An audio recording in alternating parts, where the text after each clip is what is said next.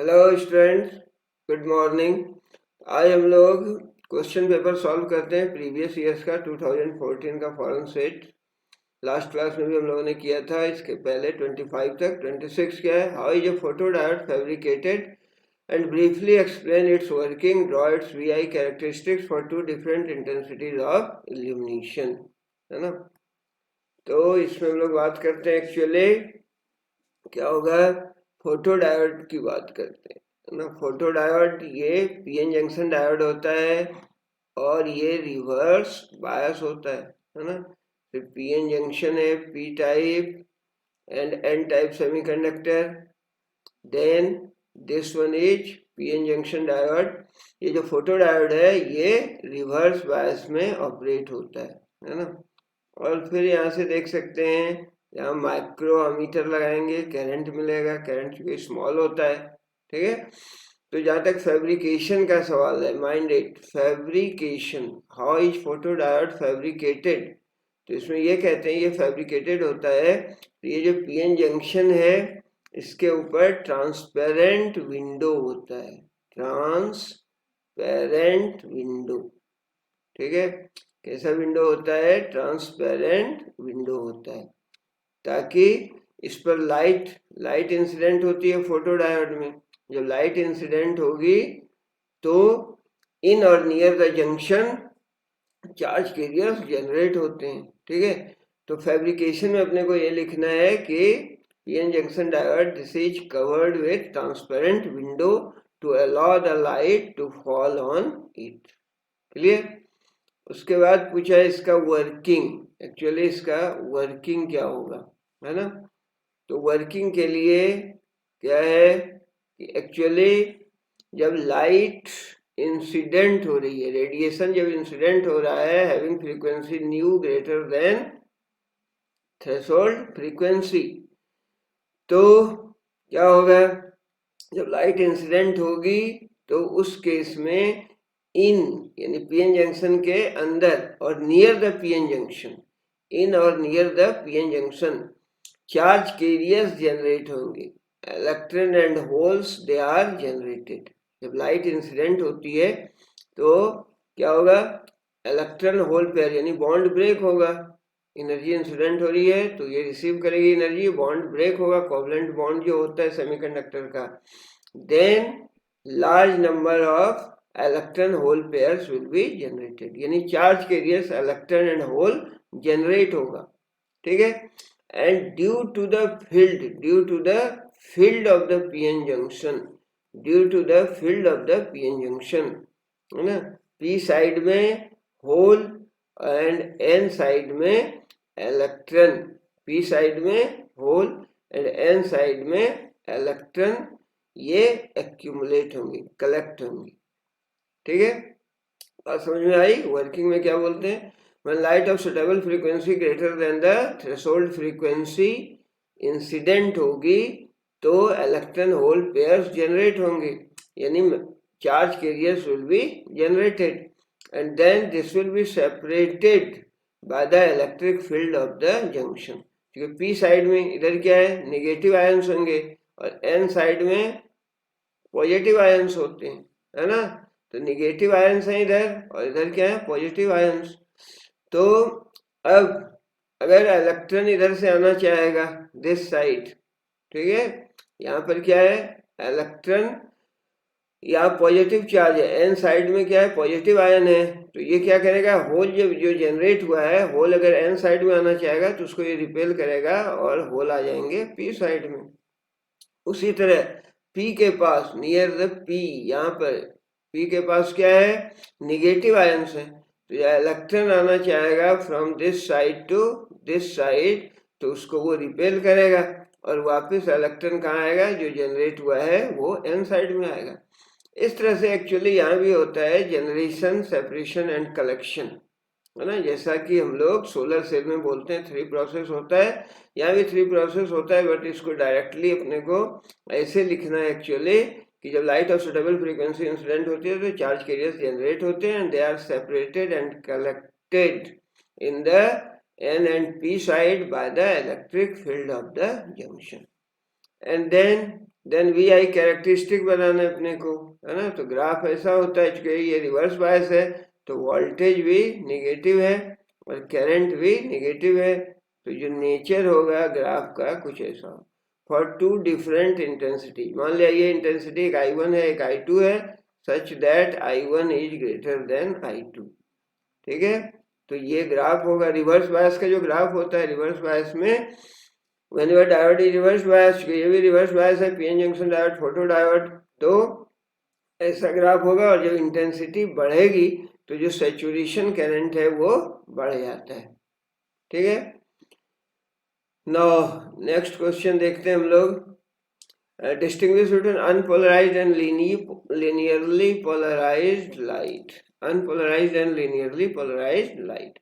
Actually ये जो है ये वेव ऑप्टिक्स का तो है ही क्वेश्चन, बट पोलराइजेशन अभी ओमिटेड है, तो इसको हम लोग अभी छोड़ देते हैं, है ना।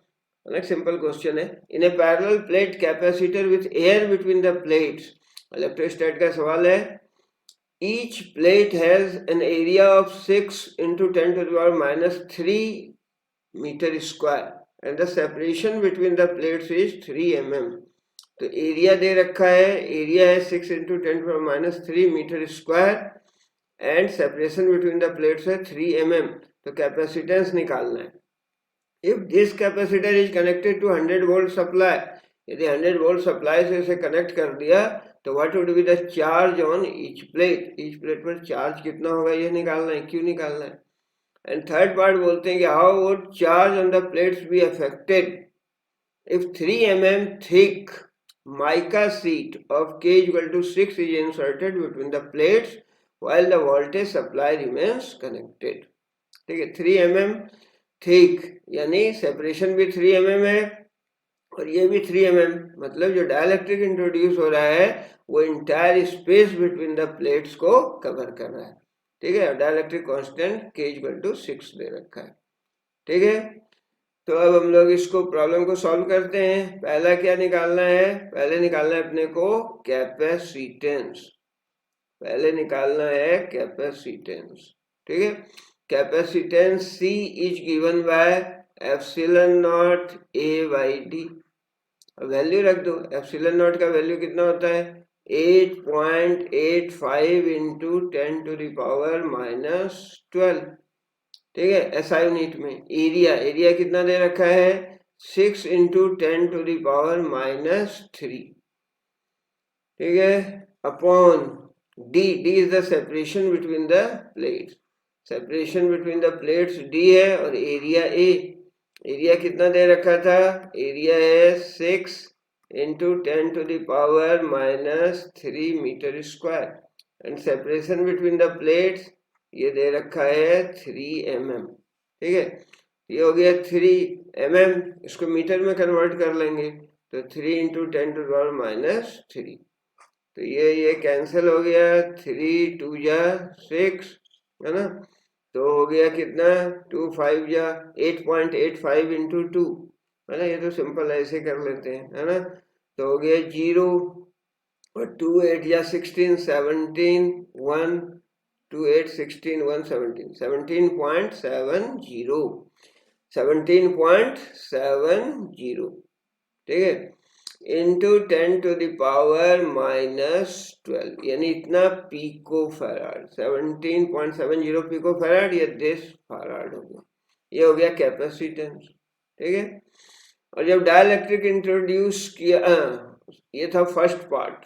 सेकेंड पार्ट क्या बोल रहा था, चार्ज, है ना। क्यू बराबर होता है CV, एकदम सिंपल क्वेश्चन है। कैपेसिटेंस दे रखा है 17.70 10⁻⁻12 और V दे रखा है 100 वोल्ट, तो ये हो गया कितना 17.70 into 10⁻⁻10 coulomb, clear.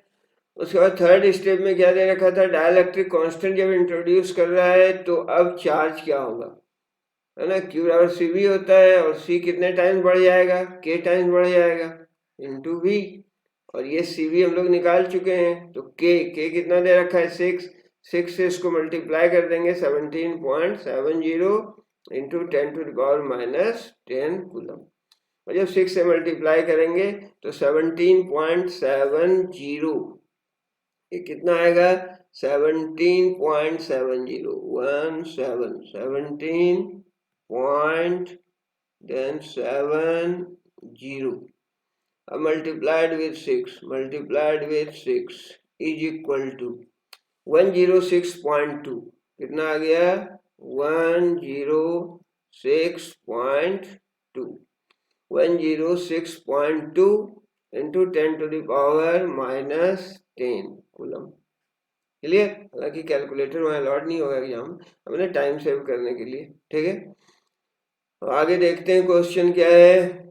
Next question, ठीक है, बोर हाइपोथेसिस पर है। Using Bohr's postulate derive the expression for the total energy of the electron in the stationary states of the hydrogen atom. Total energy, तो टोटल एनर्जी के लिए expression निकालना है ना, ये प्योरली डेरिवेशन है, इसको कर लेना है ना, यहाँ टाइम टेकिंग हो जाएगा। Using Rydberg formula calculate the wavelength of the spectral lines of the first member of the Lyman series and of the Balmer series. First member of Lyman and Balmer series के लिए wavelength निकालना है using the रिडवर्क formula, ठीक है। ये भी कोई मुश्किल नहीं है, चलिए देखते हैं। रिडवर्क फार्मूला क्या होता है, तो 1/लैम्डा is equal to R 1/NF final square minus 1/NI initial square, ठीक है। ये जनरल फार्मूला है स्पेक्ट्रल सीरीज में वेवलेंथ निकालने का, जिसमें NF है फाइनल, ठीक है, NF है फाइनल एनर्जी लेवल, ठीक है। फिर बढ़ जाएगा, फिर यहाँ बढ़ेगा, फिर बढ़ेगा लाइक दैट, है ना। यदि n इक्वल टू 1 है, ये 2 है, ये 3 है, ये 4 है, लाइक दैट, है ना। तो लीमैन सीरीज में क्या होता है, फाइनली इसमें आते हैं n इक्वल टू 1 में, ग्राउंड स्टेट में आएंगे सारे, है ना। तो इससे जो बनेगा वो होगा लीमैन सीरीज। और बाल्मर में फाइनली 2 में आते हैं, है ना। तो फाइनली आएगा कहाँ, 2 में, यहाँ से आएगा, यहाँ से आएगा, यहाँ से भी आएगा, यहाँ भी अपन ने छोड़ रखा एक, है ना। तो ये क्या होगा, ये करस्पॉन्ड करेगा बाल्मर सीरीज। ये जो स्पेक्ट्रल लाइन है ये करस्पॉन्ड करेगा बाल्मर सीरीज को n इक्वल टू 2 के लिए, और n इक्वल टू 1 में फाइनली जब आएगा तो ये करस्पॉन्ड करेगा लीमैन सीरीज को। क्लियर? अब यहाँ देख लेते हैं, तो क्या निकालना है, वेवलेंथ 1/लैम्डा इक्वल टू R कांस्टेंट है, इसका वैल्यू कितना होता है 1.097 into 10 to the power 7। R is equal to 1.097 into 10 to the power 7 per metre होता है, ठीक है। हालांकि R का वैल्यू अगर दे रखा है तो ठीक है, वेल एंड गुड, नहीं दे रखा है तो हम लोग R के टर्म में भी आंसर लिख सकते हैं, ठीक है। अब क्या बोल रहा है, first member of Lyman series यदि निकाल रहे हैं, L लिख दें यहाँ पे, है ना।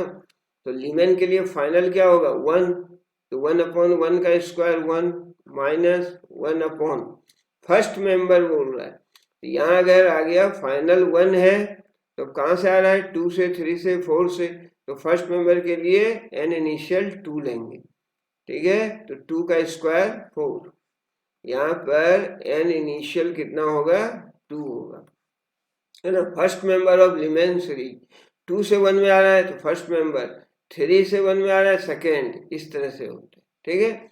तो फाइनली तो 1 में आ रहा है, और इनिशियली कहाँ से आ सकता है, फिर ni इक्वल टू 2, 3, 4, 5 हो सकता है, लाइक दैट। लेकिन फर्स्ट मेंबर बोलेगा तो ni इक्वल टू 2। अब इसको सॉल्व कर लो, 4 - 1 3/4r, 3/4r, ये 1/λl है, तो लैम्डा एल कितना हो जाएगा, first member of Lyman series का wavelength, this is equal to 4/3r, है ना, 4/3r। तो ये हो गया आंसर 4/3r। क्लियर? उसी तरह अगर अपने को निकालना है बाल्मर सीरीज में, तो बाल्मर सीरीज में R, बाल्मर के लिए फाइनल क्या होगा, फाइनल होगा n इक्वल टू 2, 2 का स्क्वायर 4, तो ये हो गया 1/4, और इनिशियल, है ना, तो जब ये 4 हो गया तो ये क्या, ये सॉरी ये 2 हो गया तो ये क्या होगा, 3 4 5, फर्स्ट मेंबर बोला 3, 3 का स्क्वायर 9। ठीक है, अब इसको सॉल्व कर लेना है r, और ये हो गया कितना 9 4 दैट इज 5/36। ठीक है, 9 - 4 5/36। तो यहाँ से हम लोग देख सकते हैं कि lambda B first member of Balmer series का वेवलेंथ कितना होगा, lambda B equal to 36/5r। अगर ऐसा लिख दिया, कभी कभी इसका रेशियो वगैरह भी पूछते हैं, अगर ऐसा लिख दिया तो भी मार्क्स डिटेक्ट नहीं होंगे। या आर का वैल्यू सिंपली 1.097 है, इसको इग्नोर कर सकते हैं, 10⁻7 लिख दें तो भी हो जाएगा।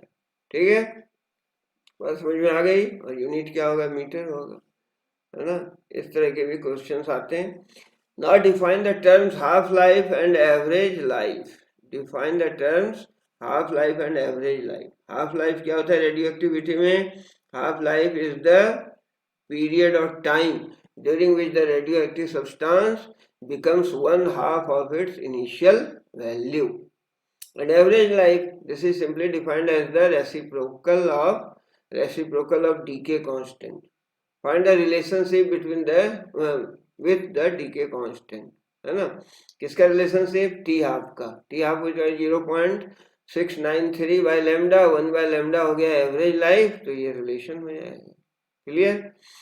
अब दूसरा इसमें एक सवाल है, न्यूमेरिकल है, रेडियो एक्टिव न्यूक्लियस है, ये decay constant lambda 0.3465 day per day. How long would it take the nucleus to decay to 75% of its initial amount? तो यहाँ लैम्डा दे रखा है 3465, है ना। लैम्डा कितना दे रखा है 3465, 0. this, ये था लैम्डा पर डे, यानी ये डे इनवर्स है। ठीक है, तो लैम्डा ये दे रखा था 0.3465 पर day. How long it take, मतलब टाइम निकालना है जिसमें कि न्यूक्लियस डीके हो जाएगा, decay to 75% of its initial amount, 75% of its initial amount, यानी कितना बच जाएगा 75%, 75/100, 3/4, 3/4 बच जाएगा। ठीक है, 3/4, यानी n जो है वो हो जाएगा 3/4 ऑफ n0। 75% का ये मतलब हुआ कि जो अब अमाउंट है, ये नंबर है, वो कितना हो जाएगा 3/4 ऑफ इट्स इनिशियल वैल्यू, 75% बच जाएगा। ठीक है, तो अपने को क्या निकालना है, टाइम, कि वो कितना टाइम में ये होगा।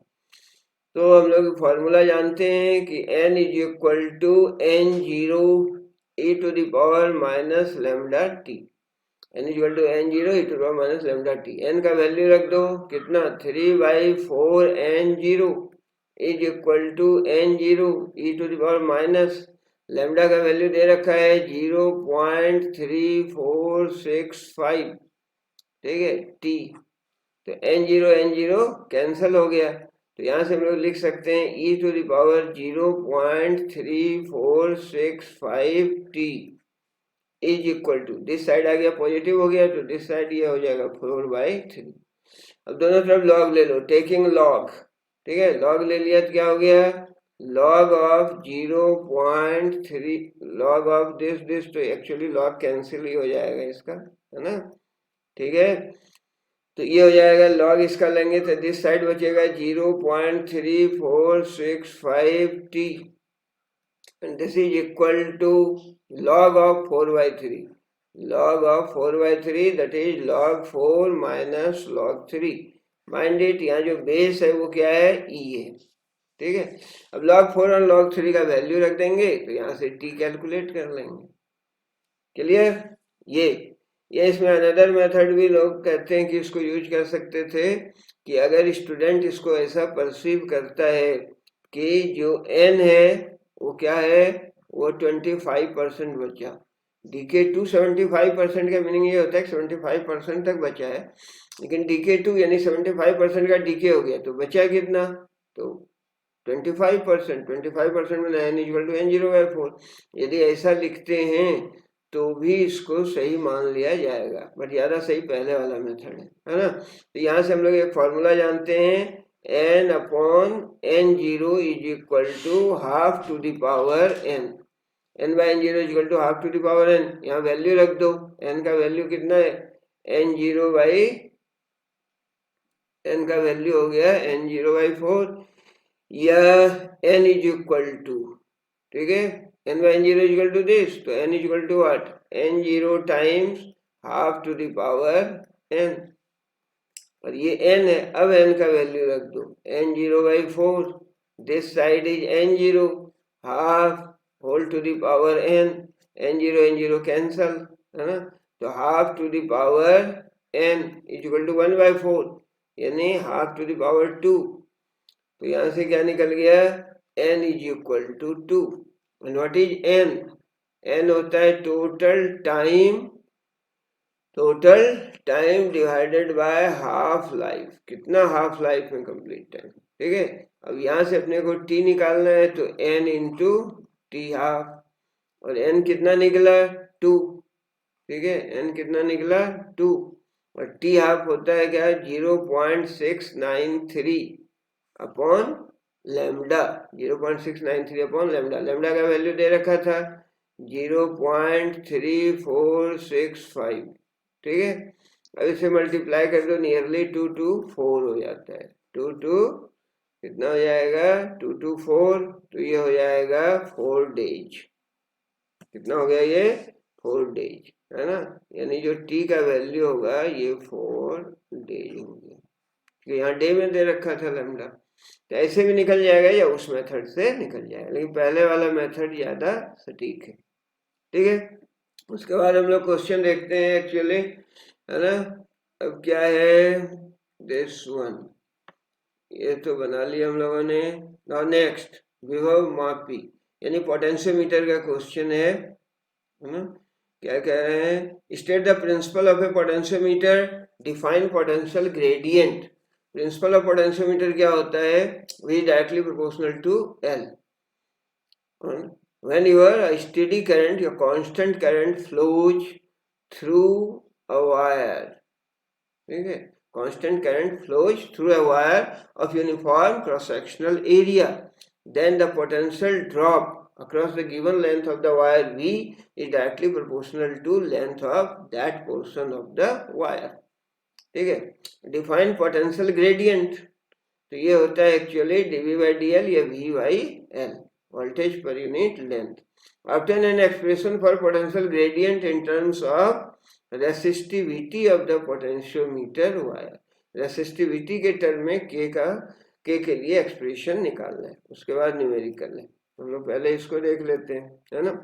तो पोटेंशियोमीटर में क्या कहते हैं, V is directly proportional to L, यानी potential drop across A given length of the wire. मान लें कि कोई वायर है और इसके एक सेगमेंट ले लिया अपन ने ए बी पार्ट, इसका लेंथ यदि L है, इसके अक्रॉस पोटेंशियल डिफरेंस V है, तो potential drop across the given length of the wire is directly proportional, ये दोनों के directly proportional, potential drop across the given length of the wire V is directly proportional to length of that portion of the wire, but provided क्या होना चाहिए, provided constant current flow होना चाहिए potentiometer wire से, और जो area of cross section है wire का, area cross sectional area wire का ये कांस्टेंट होना चाहिए, ठीक है। Cross sectional area of the wire should be constant, आगे बात समझिए। उसके बाद पोटेंशियल ग्रेडियंट यहां से देख लें तो V इक्वल टू के एल, है ना, वेयर के is called potential gradient V upon L। अब V बराबर क्या होता है, V बराबर होगा I into R upon L, है ना, I अपॉन L, और R इक्वल टू लिखते हैं हम लोग रो L बाई ए, क्योंकि रेसिस्टिविटी के टर्म में रिलेशन निकालना है, तो रेसिस्टिविटी को इंट्रोड्यूस किया, L L कैंसल, ठीक है। तो ये हो गया I रो अपॉन ए, जो K का वैल्यू है ये निकल गया क्या, I रो अपॉन ए। तो पोटेंशियल ग्रेडियंट के को एक्सप्रेस किया अपन ने इन टर्म्स ऑफ रेसिस्टिविटी। अब इसका अनदर पार्ट देखते हैं, एक न्यूमेरिकल दे रखा है, क्या कहते हैं, figure shows a long potentiometer wire AB having a constant potential gradient. The null point for the two primary cells of EMF E1 E2 connected in the manner shown are obtained at a distance of L1 120 and L2 300 cm from the end A. Determine E1 by E2 and position of null point for the cell E1 only. तो यहाँ देखो, पहले वाले connection में क्या है, E1 E2 plus minus, फिर ये माइनस से जुड़ गया है ना, यानी ईएमएफ का डायरेक्शन अपोजिट है दोनों का एक दूसरे के, E1 का डायरेक्शन और E2 का डायरेक्शन एक दूसरे के अपोजिट है, तो यहाँ नेट ईएमएफ हो जाएगा E1 माइनस E2। और सेकंड वाले में क्या होगा, यहाँ दे रखा है क्या, माइनस कनेक्टेड है प्लस से, तो दोनों ही सीरीज में है, लेकिन पहले में क्या होगा, E1 minus E2 net EMF होगा और सेकंड में E1 प्लस E2 होगा। तो ईएमएफ ये डायरेक्टली प्रोपोर्शनल लेंथ के होता है, तो देखो यहाँ लेंथ भी ज्यादा है सेकंड केस में, है ना। तो पहले केस में कितना है, E1 minus E2 is directly proportional to 120, और सेकंड में हो जाएगा E1 plus E2 is directly proportional to 300। यहाँ से अपने को रेशियो निकल जाएगा, ठीक है, बात समझ में आई। तो पहले केस में हो जाएगा E1 minus E2 is directly proportional to length कितना दे रखा है, 120 सेंटीमीटर, एक इक्वेशन बन गया। सेकेंड में दोनों ही सीरीज में यहाँ भी है बट एक दूसरे को सपोर्ट कर रहा है, तो नेट ईएमएफ प्लस हो गया and directly proportional to length, इस केस में जो बैलेंसिंग लेंथ है वो है 300 सेंटीमीटर, ठीक है। तो E1 minus E2 E1 plus E2 this है। अब दोनों का रेशियो निकाल लो, तो हो जाएगा E1 plus E2 upon E1 minus E2 is equal to 300 upon 120, है ना, 60 से 5 2, है ना, ये 0 0 चला गया और फिर 6 से हो गया 5 और 2 हो गया। अब कंपोनेंडो एंड डिविडेंडो लगाओ, कंपोनेंडो एंड डिविडेंडो यानी न्यूमरेटर में दोनों को जोड़ दो, तो क्या हो गया, E1 plus E2 plus E1 minus E2 minus E2 cancel, तो 2E1 हो गया, ठीक है। और फिर नीचे E1 plus E2 minus E1 minus E2 करो, है ना, तो ऊपर दोनों को प्लस किया, नीचे माइनस किया एक में दूसरे को, तो क्या होगा, ये माइनस माइनस E2 प्लस हो जाएगा तो 2E2 हो जाएगा, तो ये E1 बाई E2 निकल जाएगा। क्या किया था अपन ने, ये कंपोनेंडो डिविडेंडो कहलाता है, दोनों को जोड़ दिया था न्यूमरेटर डिनोमिनेटर के ऊपर, तो 5 प्लस 2 7, और नीचे किया 5 माइनस 2 यानी 3, तो E1 बाई E2 ये रेशियो निकल गया 7/3।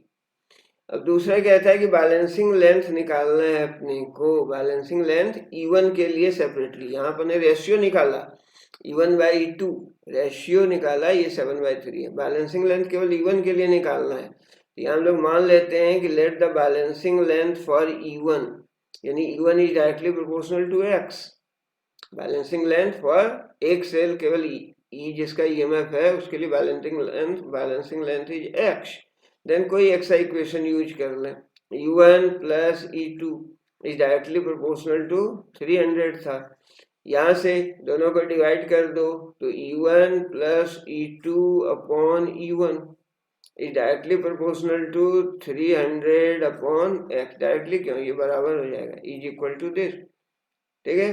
तो यहाँ से हम लोग देख सकते हैं, इसको लिख सकते हैं क्या, 1 plus E2 by E1, 1 plus E2 by E1 is equal to 300 by X, और E2 बाई E1 का वैल्यू रख दो, है ना, E2 by E1 by E2 7/3, ये 3/7 हो गया, ये हो गया 1 plus 3/7 is equal to 300 by X, 7 plus 3 10, 10/7 300 upon X, एक जीरो कैंसिल हो गया, then X is equal to what, 210 centimetre, this is the answer, है ना, X कितना हो गया, 210 सेंटीमीटर, क्लियर, कोई मुश्किल नहीं था, सिंपल सवाल था।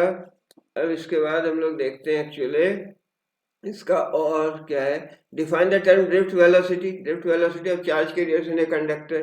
ड्रिफ्ट वेलोसिटी क्या होता है? Drift velocity is the average velocity of all free electrons under the influence of electric field.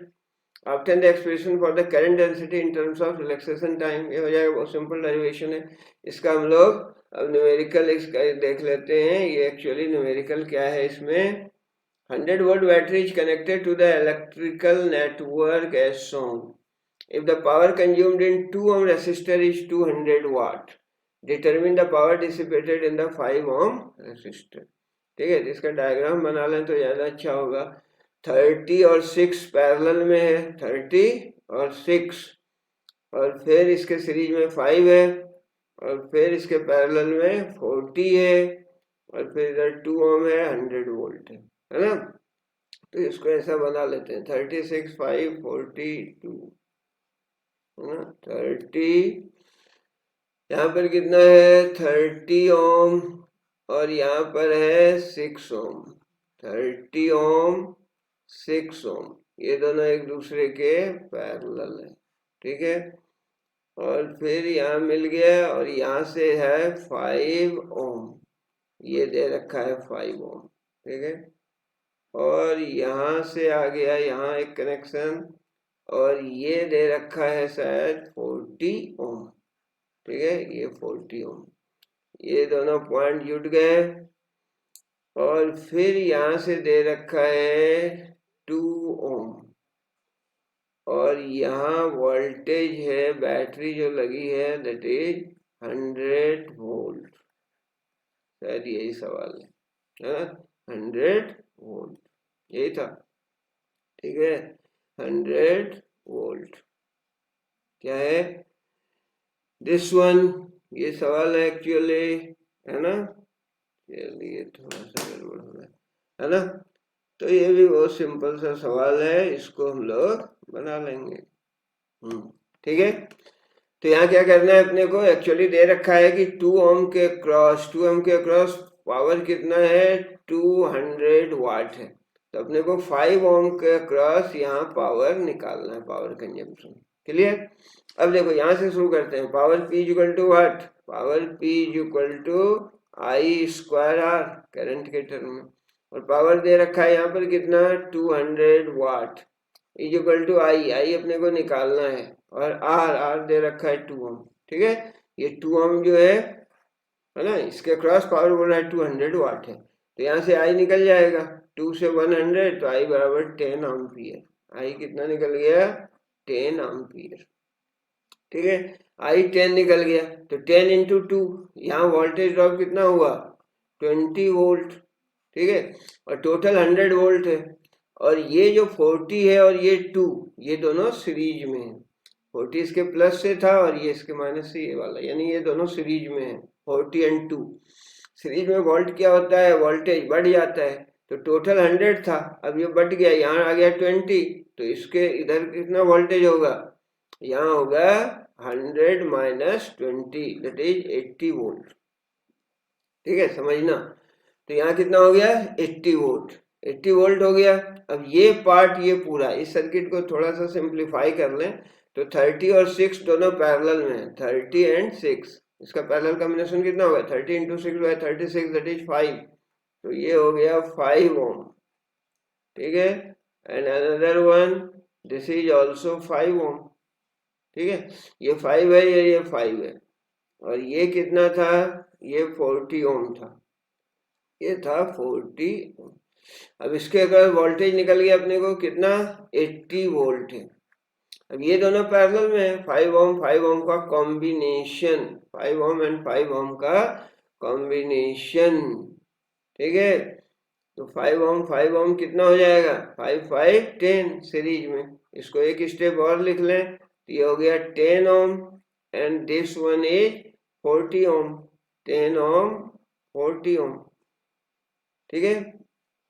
अब देखो ये दोनों एक दूसरे के पैरेलल में है, तो यहाँ वोल्टेज सेम होता है पैरेलल में। यहाँ 80 वोल्ट है, तो यहाँ कितना होगा 80 वोल्ट ही होगा। 80 हुआ तो इसमें करंट कितना होगा, V बराबर आई आर होता है, V equal to I R. V दे रखा है 80, आई अपने को निकालना है और आर दे रखा है 10, तो आई बराबर यहाँ से कितना हो गया, आई इक्वल टू 8 एम्पियर। ठीक है, आई 8 हो गया। 10 ओम में कितना करंट जा रहा है, 8 एम्पियर, और सीरीज में करंट सेम होता है, तो इसमें अगर 8 है तो इसमें भी 8 है, यानी यहाँ भी कितना करंट जा रहा है, 8 एम्पियर। तो अब यहाँ पावर कितना डिसिपेट हो रहा है, P equal to I square R. I का स्क्वायर कर दो, 8 का स्क्वायर 64 इंटू 5 है ना, तो 60 इंटू 5 300, 320 और वाट हो गया है ना। तो पावर कितना निकल गया, 320 वाट। आई बात समझ में, आई स्क्वायर आर है ना। ठीक है, इस तरह से अपने को ये प्रॉब्लम को सॉल्व करना है। उसके बाद देखते हैं, और शायद एक आध प्रॉब्लम हो तो उसको कर लेते हैं। ये दिया हुआ है ऑप्टिक्स का क्वेश्चन, ड्रॉ लेवल रे diagram of N astronomical telescope. Astronomical telescope का डायग्राम बनाना है तो हम लोग रिफ्लेक्टिंग या रिफ्रैक्टिंग कोई भी बना सकते हैं, one is free. Formation of a distant object. Write the main consideration required in selecting the objective and eyepiece lenses in order to have large magnifying power and high resolution. तो large magnifying power के लिए magnifying power is given by F O by F E, M is equal to, तो F O बहुत ज़्यादा होना चाहिए, यानी focal length जो ऑब्जेक्टिव का है आईपीस के कंपेरिजन में बहुत ज़्यादा होना चाहिए। और हाई रिजॉल्विंग पावर के लिए डायमीटर ज़्यादा होना चाहिए, क्योंकि resolving power of telescope is given by और P is equal to D upon 1.22 lambda. तो डायमीटर जितना ज्यादा होगा ऑब्जेक्टिव लेंस का उतना ज्यादा रिजॉल्विंग पावर होगा, और फोकल लेंथ जितना ज्यादा होगा ऑब्जेक्टिव का उतना ज्यादा मैग्नीफाइंग पावर होगा। अब इसमें सवाल है कंपाउंड माइक्रोस्कोप का टेल में।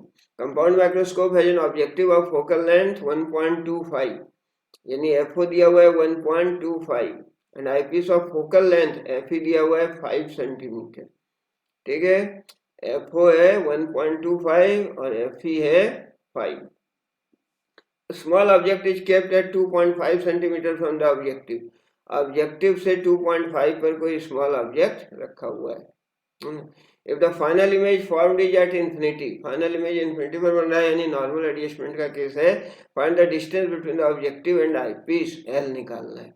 ठीक है, तो फाइनल इमेज का ये केस है ना।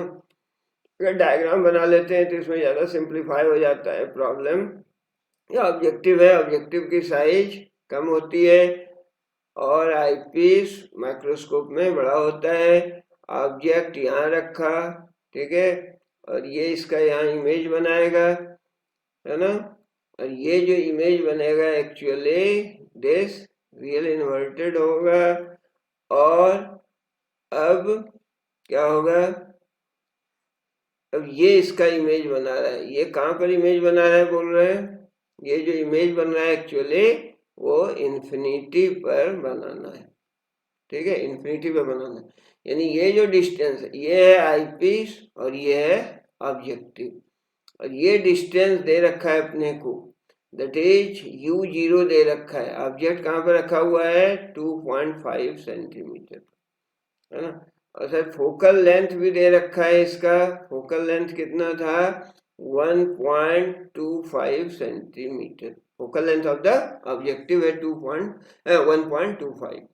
ठीक है, अब कहते हैं फाइनल इमेज इन्फिनिटी पे बन रहा है। फाइनल इमेज इन्फिनिटी पे बनने के लिए अब ये जो डिस्टेंस है इसको हम लोग लिखते हैं UE, that is object distance for eyepiece. Eyepiece का ये ऑब्जेक्ट डिस्टेंस है UE, और ये जो डिस्टेंस है दिस डिस्टेंस इज VO, यानी ऑब्जेक्ट का ये इमेज डिस्टेंस है। क्लियर। अब लेंथ क्या होगा, एक्चुअली लेंथ बोल रहा है, लेंथ यानी एक दोनों के बीच की डिस्टेंस, दूरी कितनी होगी, ये होगी एक्चुअली V0 का मॉड प्लस UE का मॉड है ना। मैग्नीट्यूड प्लस माइनस साइन नहीं लेना है, लेंथ लेना है, जाहिर सी बात है। ट्यूब लेंथ यानी ऑब्जेक्टिव एंड आईपीस के बीच का डिस्टेंस कितना होगा, दिस डिस्टेंस यहाँ से यहाँ तक V0 और यहाँ से यहाँ तक UE, तो V0 प्लस UE। अब V0 देखो यहाँ निकालने की भी जरूरत नहीं है, हालांकि फार्मूला लगा सकते हैं, lens formula 1/V minus 1/U is equal to 1/F। ठीक है, यहाँ से तुम V0 निकाल लेना वैल्यू रख के, तो V0 कितना आएगा 2.5 सेंटीमीटर। ऐसा मैंने क्यों कह दिया, क्योंकि फोकल लेंथ है 1.25, फोकल लेंथ ऑब्जेक्टिव का 1.25, ऑब्जेक्ट कहाँ रखा है डबल डिस्टेंस पर 2.5 पर, यानी 2f पर रखा है। तो 2f पर जब ऑब्जेक्ट होता है कन्वेक्स लेंस में तो इमेज भी कहाँ बनेगा 2f पर। तो V0 जाहिर है कितना होगा 2.5, यहाँ वैल्यू रख के भी देखोगे तो वही आएगा। तो V0 तो निकल गया अपने को इक्वेशन 1 के लिए। और यूई भी जाहिर सी बात है, यहाँ भी निकालने की ज़्यादा जरूरत नहीं है, क्योंकि फाइनल इमेज बोल रहा है इन्फिनिटी पर। तो फाइनल इमेज इन्फिनिटी पर कब बनेगा, जबकि आईपीस का जो ये यूई है, यूई ये बराबर होगा एफई के बराबर, नहीं यूई यानी आईपीस से जो ऑब्जेक्ट रखेंगे वो आईपीस के फोकस पर हो, आईपीस के फोकस पर, यानी यूई इक्वल टू एफ जब होगा तभी फाइनल इमेज जो वीई है वो क्या बनेगा इन्फिनिटी पर बनेगा, आईपीस जो इमेज बनाएगा। क्लियर है। तो ये तो इमेज फॉर्मेशन से मिल गया, जैसे यहाँ मिल गया अपने को, कोई कैलकुलेशन की जरूरत नहीं है, क्योंकि डबल डिस्टेंस पर रखा है तो V0 भी वही होगा और यूई कितना होगा एफ के बराबर होगा, क्योंकि फाइनल इमेज इन्फिनिटी पर बन रहा है। और अपने को यूई पता नहीं है लेकिन एफ तो पता है, एफ कितना था, एफ दिया हुआ था ना, एफ ये दिया हुआ है 5 सेंटीमीटर दे रखा था प्रॉब्लम में, आईपीस का फोकल लेंथ। तो अब ये 5 है तो यूई भी 5 होगा, अब वही 1 में रख दो वैल्यू, V0 का वैल्यू कितना है 2.5 और यूई का वैल्यू है 5, तो ये हो गया 7.5 centimetre, that is tube length हो गया 7.5। इसमें ऐसे वैल्यू दिए हुए हैं कि अपने को इक्वेशन यूज करने की जरूरत नहीं है, कंसेप्ट यदि क्लियर है।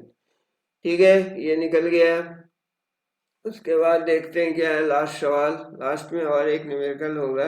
Right 3 characteristic features to distinguish between the interference in fringes in Young's double slit and the diffraction pattern obtained due to narrow single slit।